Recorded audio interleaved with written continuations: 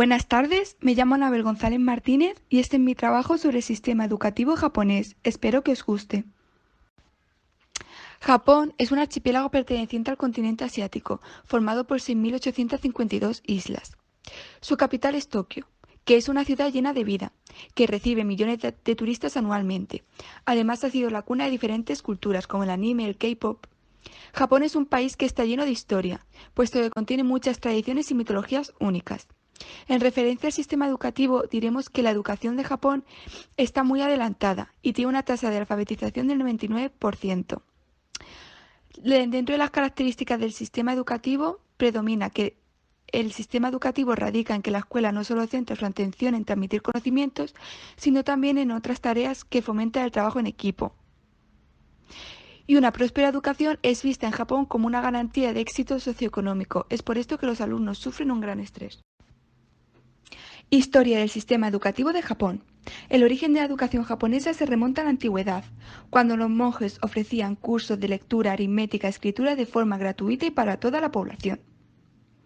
Durante el Imperio de Japón, con Meiji como emperador en 1871, se estableció el Ministerio de Educación, que recogía las ideas fundamentales de los sistemas educativos europeos. En 1872 se introdujo el Código Fundamental de Educación, con la cual el gobierno dijo que la educación debería ser pública y universal. En 1945, Japón proclamó su rendición frente a las fuerzas aliadas y se dio la ocupación de las autoridades de América en Japón. En 1947 se establece la Ley Fundamental de Educación. La legislación educativa que encontramos en Japón, llamada Ley Fundamental de Educación, es muy estable y duradera, ya que sigue vigente su aprobación desde 1947. Solo se ha hecho una revisión de esta ley en 2006, para la incorporación de valores que promovieran el civismo, el respeto por las personas, el amor a la patria. Para actualizar la ley, se llevan a cabo planes de promoción de la educación. Por otro lado, el currículo queda establecido a nivel nacional. El Ministerio de Educación, Deporte, Cultura, Ciencia y Tecnología fija las asignaturas y temarios que se debe de dar en todos los centros escolares y, salvo alguna necesidad importante, los contenidos solamente se revisan cada 10 años. Según el informe PISA, elaborado por la OCDE en 2019, encontramos que Japón experimentó una bajada en sus alumnos, quedando el octavo país dentro del ranking. Se encontró una caída en la lectura, donde pasaron del puesto 15 al 8, en competencia matemática, donde se pasó del puesto 15 al 6. Se ha atribuido esta bajada a diversas causas, como la poca familiarización que tienen los alumnos japoneses con las TICs, o que el Ministerio de Educación japonés no se centra en enseñarles pautas básicas a los alumnos de cómo distinguir una idea de una opinión, y tampoco se centra en mejorar la capacidad de los estudiantes para expresar mejor los hechos. A continuación vamos a hablar de los niveles de enseñanza obligatoria, sobre todo de las etapas educativas. En Japón, la enseñanza es obligatoria y gratuita desde los 6 hasta los 15 años. Sin embargo, encontramos periodos de educación no obligatoria, como el jardín de infancia, que va desde 3 a 5 años y es privado y no obligatorio. La escuela primaria o shogako va desde los 6 hasta los 12 años y la educación que se imparte es obligatoria y pública. La escuela secundaria elemental o chugako, que va desde los 12 hasta los 15 años, y la educación, igual que en la etapa anterior, es obligatoria y pública. La escuela secundaria superior o koko, que va desde los 15 hasta los 18 años, y esta no es ni pública ni gratuita. La universidad, que va desde los 18 hasta los 22 años, y esta etapa es privada y no es obligatoria. El jardín de infancia. El jardín de infancia tiene una gran importancia en la educación japonesa, debido a que, a pesar de no ser obligatorio, todos los niños empiezan allí su educación. Estas instituciones pueden ser públicas o privadas y admiten a niños desde menos de un año hasta los 5. Están distribuidos en cursos, gakunens, y en total hay 3 cursos, uno para 3 años, otro para 4 años y otro para 5 años. Cada clase tiene 35 alumnos y tiene asociado un maestro o sensei. Escuelas primarias o elementales. En las escuelas primarias las clases son mixtas y hay un profesor asignado a cada clase, que se dedica a la enseñanza de todas las asignaturas que se cursan. Las clases no están segregadas por capacidades, pero en distintas asignaturas se pueden dividir en grupos según su nivel de competencia. Los alumnos deben de completar sus clases con actividades extraescolares, un programa de educación moral y otros estudios integrados. Además, tiene un gran peso el aprendizaje de la lectura y la escritura japonesa. Los alumnos deben de haber participado al finalizar la etapa en al menos un festival deportivo y varias excursiones escolares para enseñar la cultura. Educación secundaria elemental. En las escuelas secundarias elementales, las clases son mixtas y hay diversos profesores que imparten sus asignaturas. Las clases siguen sin estar segregadas. Sin embargo, se hacen grupos especiales en las asignaturas de matemáticas e inglés con los alumnos que tienen más capacidades. Al igual que en la etapa anterior, las clases deben de ser complementadas con actividades extraescolares o talleres de educación moral. En el segundo año de secundaria, los estudiantes tienen una excursión obligatoria llamada Saguka Ryoko, donde hacen actividades para fortalecer vínculos, aprender nuevas culturas. Educación secundaria superior. En las escuelas de secundaria superior, las clases siguen siendo mixtas. Sin embargo, la educación es privada. Sigue existiendo las escuelas públicas, pero para acceder a ellas hay que realizar un examen de gran importancia.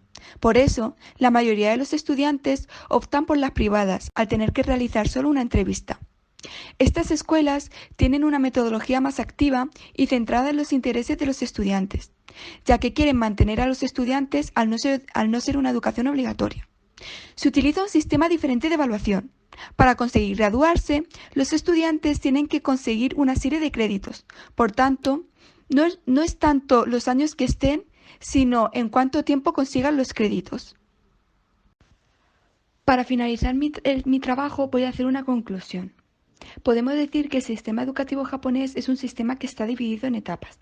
En la etapa obligatoria se apuesta por una educación más integral, con una función más socializadora, en la cual prima más la educación en valores. En las etapas no obligatorias se somete al alumnado a mucho estrés y competitividad. Es un sistema que no mira por los intereses del alumnado en la mayoría de los casos, aunque el dinero no es un impedimento si se quiere estudiar, puesto que si sacas la nota exigida por los exámenes puedes entrar a los centros públicos en la educación no obligatoria. Por otro lado, hay una clara injusticia, al no dejarse a los niños con necesidades educativas especiales ser partícipes en este sistema. La educación en valores. El sistema educativo de Japón no solo se centra en hacer que los alumnos aprendan unos conocimientos básicos, sino también en dar una excelente educación en valores y calidad de vida. Estos valores se inculcan durante los primeros años de educación primaria. Se inculcan muchos, como por ejemplo la paciencia, el cuidado de la naturaleza, el respeto. Sin embargo, entre ellos destacamos la disciplina, que es el valor más importante, está inculcado desde pequeños y se enseña a través de la limpieza, ya que los alumnos y los profesores limpian el aula. Y el respeto, que destaca el uso del uniforme, lo que ayuda a que el alumnado se respete entre ellos independientemente de la clase social, déficits que tengan. Un día lectivo en Japón. Los estudiantes llegan a clase sobre las 8 menos 10, aunque sus clases no empiezan hasta las 8:30. En este tiempo, los estudiantes hacen asambleas, en las cuales los niños comparten sus pensamientos. A continuación, empiezan las clases.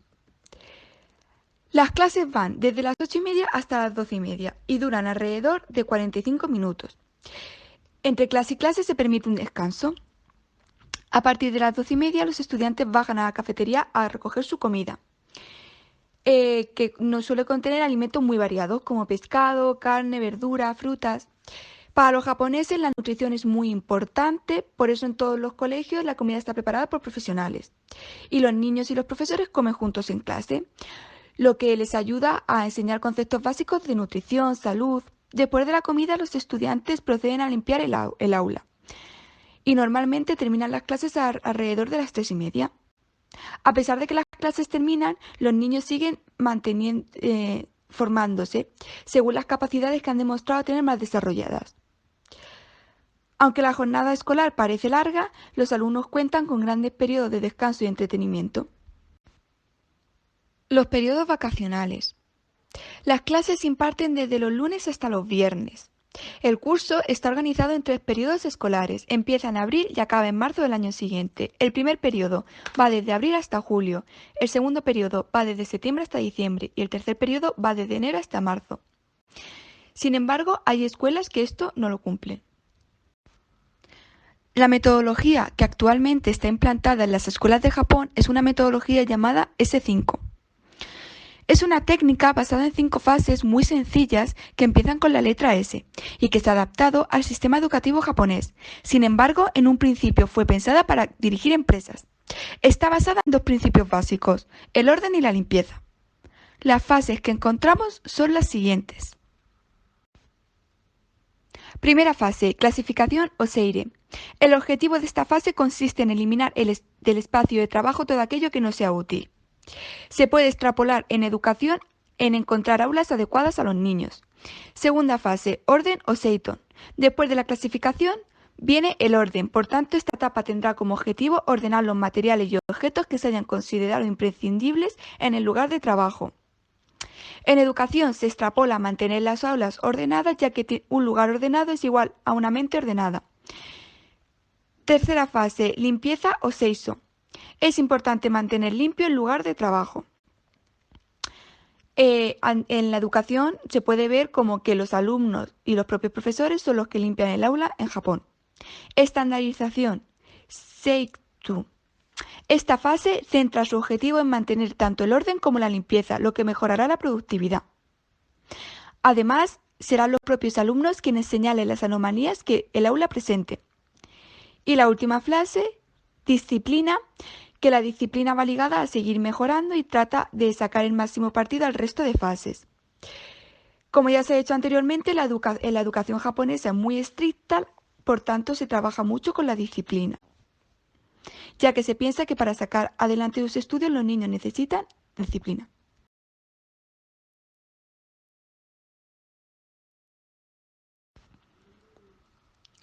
Podemos definir medidas de atención a la diversidad como el conjunto de acciones educativas que intentan prevenir y dar respuesta a las necesidades educativas, pudiendo ser estas permanentes o temporales. Además, favorecen la inclusión entre el alumnado.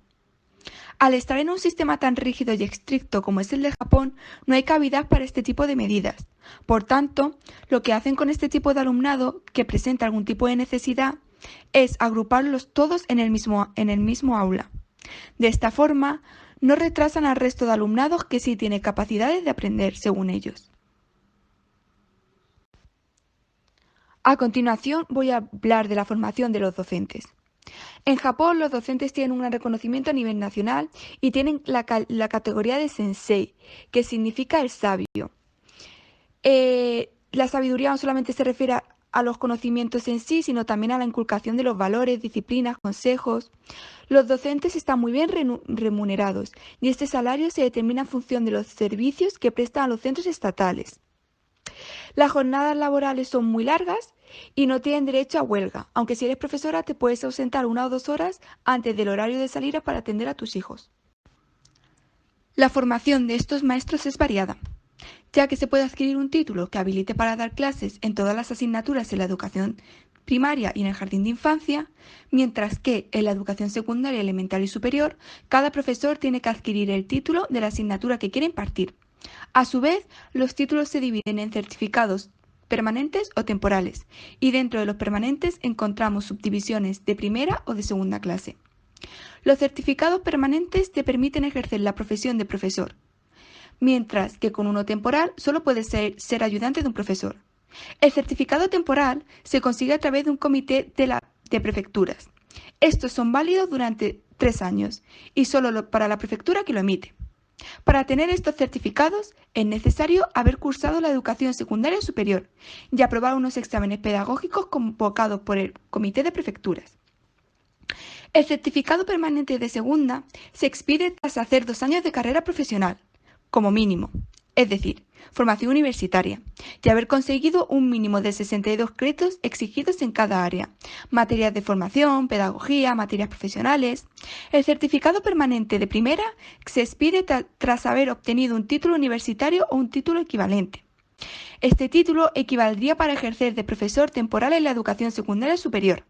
Para dar clase en esta educación de forma permanente y de primera, se debe de haber cursado un máster. Todos los profesores, sea cual sea el certificado que hayan obtenido, deben de pasar un periodo de prácticas, que va desde 3 meses hasta un año.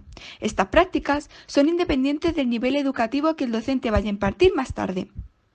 En el 2009 se planteó un sistema de renovación de certificados, a través del cual los docentes, cada 10 años, tendrían que renovar su licencia de profesor, a través de cursos de formación docente, en la cual se adquieren nuevas competencias, se ponen al día en cambios en la administración escolar. Los docentes aprovechan las semanas de vacaciones para hacer cursos de reciclaje e informarse sobre nuevas metodologías.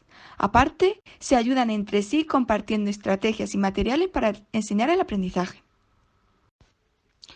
La evaluación en el sistema educativo japonés.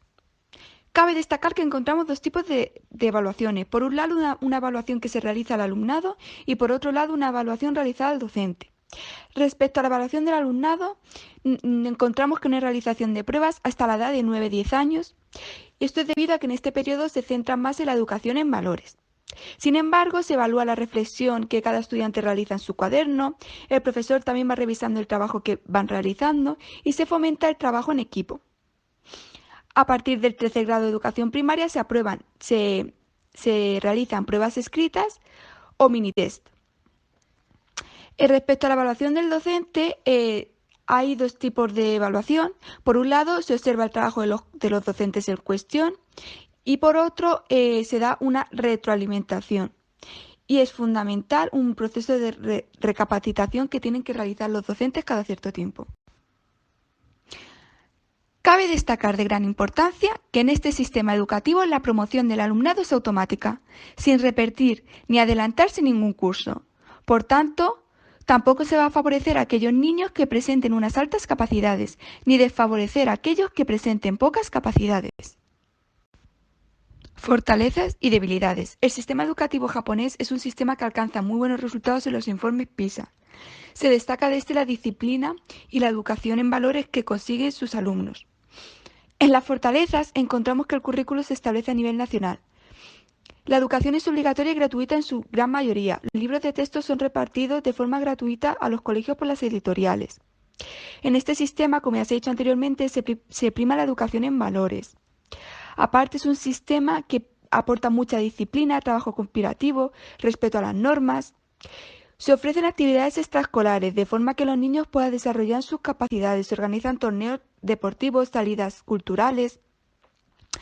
El esfuerzo es visto como uno de los valores fundamentales y se busca que los alumnos sean capaces de resolver problemas y situaciones de la vida cotidiana o relacionados con conocimientos de la materia.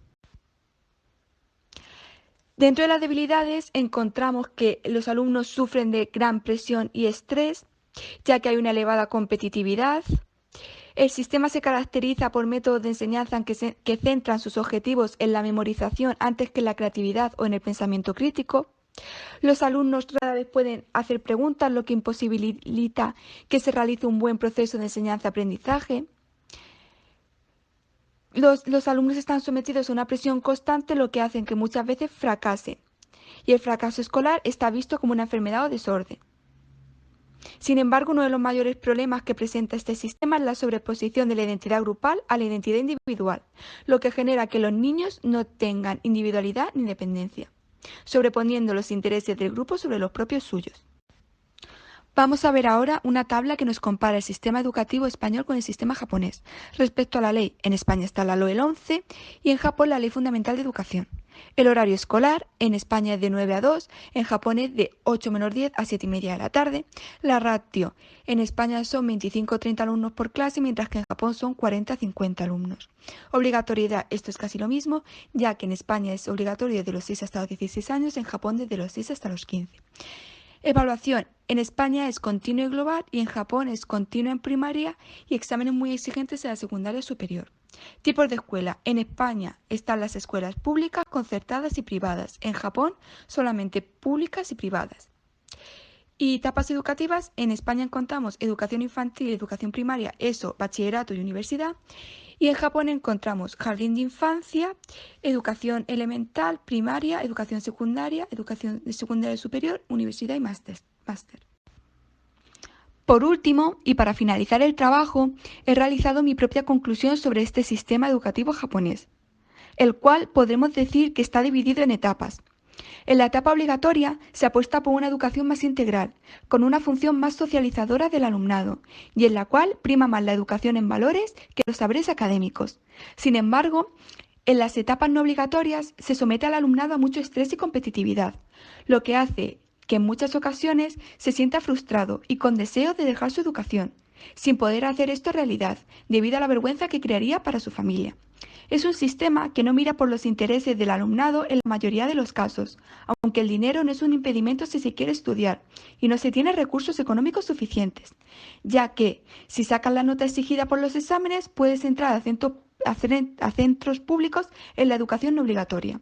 Por otro lado, hay una clara injusticia en este sistema, al no dejarse a los niños con necesidades educativas especiales ser partícipes de este sistema y excluyéndoles a una clase en la cual apenas se les enseñan conocimientos. Para finalizar mi trabajo voy a hacer una conclusión. Podemos decir que el sistema educativo japonés es un sistema que está dividido en etapas. En la etapa obligatoria se apuesta por una educación más integral, con una función más socializadora, en la cual prima más la educación en valores. En las etapas no obligatorias se somete al alumnado a mucho estrés y competitividad. Es un sistema que no mira por los intereses del alumnado en la mayoría de los casos, aunque el dinero no es un impedimento si se quiere estudiar, puesto que si sacas la nota exigida por los exámenes puedes entrar a los centros públicos en la educación no obligatoria. Por otro lado, hay una clara injusticia, al no dejarse a los niños con necesidades educativas especiales ser partícipes en este sistema.